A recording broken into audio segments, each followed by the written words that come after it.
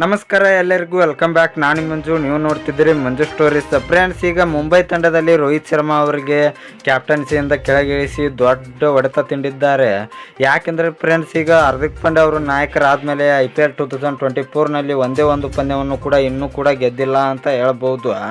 ಇನ್ನು ಹಾರ್ದಿಕ್ ಪಾಂಡ್ಯ ಅವರ ಕ್ಯಾಪ್ಟನ್ಸಿಯಲ್ಲಿ ಫೇಲ್ಯೂರ್ ಇದೆ ಅಂತ ಹೇಳ್ಬೋದು. ಇನ್ನು ಫ್ರೆಂಡ್ಸ್, ರೋಹಿತ್ ಶರ್ಮಾ ಅವರು ನಮ್ಮ RCB ತಂಡಕ್ಕೆ ಬರುವ ಸಾಧ್ಯತೆ ಜೋರಾಗಿ ಕಾಣ್ತಾ ಇದೆ ಅಂತ ಹೇಳ್ಬೋದು. ಅದು ಹೇಗೆ ಅಂತ ನಾನು ನಿಮಗೆ ಈ ವಿಡಿಯೋದಲ್ಲಿ ತಿಳಿಸ್ಕೊಡ್ತೀನಿ. ಅದಕ್ಕಿಂತ ಮುಂಚೆ ನೀವೇನಾದರೂ ನಮ್ಮ ಚಾನಲ್ಗೆ ಹೊಸಬ್ರಾಗಿದ್ದರೆ ತಪ್ಪದೆ ಸಬ್ಸ್ಕ್ರೈಬ್ ಮಾಡಿ, ಹಾಗೆ ಪಕ್ಕದಲ್ಲಿರೋ ಬೆಲ್ ಐಕಾನ್ ಪ್ರೆಸ್ ಮಾಡಿ, ಆಲ್ನ ಸೆಲೆಕ್ಟ್ ಮಾಡಿ. ಯಾಕೆಂದರೆ ನಾನು ಯಾವುದೇ ಕ್ರಿಕೆಟ್ ಬಗ್ಗೆ ವಿಡಿಯೋ ಮಾಡಿದರೆ ನಿಮಗೆ ತಕ್ಷಣ ನೋಡ್ಸ್ಕೊಂಬರುತ್ತೆ. ಆವಾಗ ನೀವು ವಿಡಿಯೋನ ಮೊದಲಿಗರಾಗಿ ನೋಡ್ಬೋದು. ಸಬ್ಸ್ಕ್ರೈಬ್ ಅನ್ನೋದು ಸಂಪೂರ್ಣ ಉಚಿತ. ವಿಡಿಯೋ ಕೆಳಗೆ ಬ್ಲ್ಯಾಕ್ ಪೆನ್ ಇದೆ, ಮಾಡ್ಕೊಳ್ಳಿ. ಏನು ತಡ ಮಾಡಿದೆ ವಿಡಿಯೋಸ್ ಮೋಡ್ನ ಬನ್ನಿ.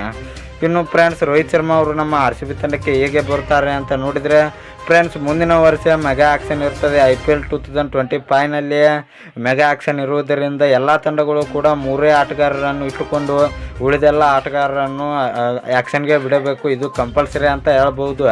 ಇನ್ನು ಮುಂಬೈ ಇಂಡಿಯನ್ಸ್ ತಂಡದಲ್ಲಿ ಹಾರ್ದಿಕ್ ಪಾಂಡ್ಯ, ಜಸ್ಪ್ರೀತ್ ಬುಮ್ರಾ, ಇಶಾನ್ ಕಿಶನ್ ಅವರನ್ನು ಇಟ್ಟುಕೊಳ್ಳುವ ಸಾಧ್ಯತೆ ಜಾಸ್ತಿ ಇದೆ. ಯಾಕೆಂದರೆ ಇವರೆಲ್ಲರೂ ಸ್ವಲ್ಪ ಯಂಗ್ಸ್ಟರ್ ಇರುವುದರಿಂದ ಇನ್ನು ಬಾಲಿಂಗ್ ಲೈನಪ್ಪಲ್ಲಿ ಹಾರ್ದಿಕ್ ಪಾಂಡ್ಯ ಅವರು ಮತ್ತು ಜಸ್ಪ್ರೀತ್ ಬುಮ್ರಾ ಅವರು ಮುಖ್ಯವಾಗಿರುತ್ತಾರೆ. ಅದಕ್ಕಾಗಿ ಅವರನ್ನು ಇಟ್ಟುಕೊಂಡು ಉಳಿದೆಲ್ಲ ಆಟಗಾರರನ್ನು ಬಿಡುತ್ತಾರೆ. ಇನ್ನು ರೋಹಿತ್ ಶರ್ಮಾ ಅವರು ನಮ್ಮ RCB ತಂಡಕ್ಕೆ ಬಂದೇ ಬರ್ತಾರೆ. ಯಾಕೆಂದರೆ ಆ್ಯಕ್ಷನ್ನಲ್ಲಿ ಅವರು ಇದ್ದರೆ RCB ಅವರು 20 ಕೋಟಿ ಆದರೂ ಬಿಡೋದಿಲ್ಲ ಅಂತ ಹೇಳ್ಬೋದು. ಇನ್ನು ಫ್ರೆಂಡ್ಸ್, ನಿಮ್ಮ ಪ್ರಕಾರ RCB ತಂಡಕ್ಕೆ ರೋಹಿತ್ ಶರ್ಮಾ ಅವರು ಬರಬೇಕಾ ಬರಬಾರ್ದು ಎಂಬುದನ್ನು ಕಮೆಂಟ್ ಬಾಕ್ಸಲ್ಲಿ ಕಮೆಂಟ್ ಮಾಡೋದ್ರ ಮೂಲಕ ತಿಳಿಸ್ಕೊಡಿ.